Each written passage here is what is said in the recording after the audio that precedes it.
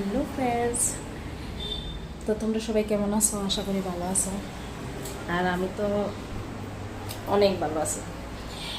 তো আজকে দেখো ঘুম থেকে উঠছি দেরিতে ঘুম থেকে উঠে প্রথমে আমার ঘরে জাবড়া জমছিল কয়েকদিন, তো জাবড়াটা নিয়ে ফালাইছি।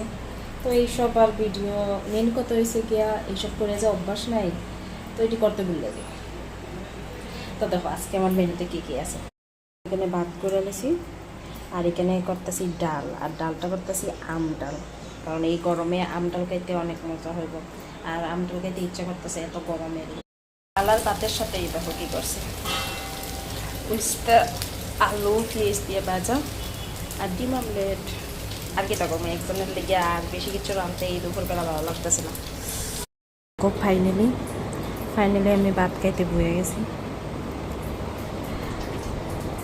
আর আমি যেহেতু 2বার ভাত খাই, তো দিনের বেলা একবার আর রাত্রেবেলা ভাত নাইলে রুটি খাই, তার লেগে আমি তো কখন কয়টা বাজতেছে, 1টা বেজে যেতেছে, ভাত খাইতেছি।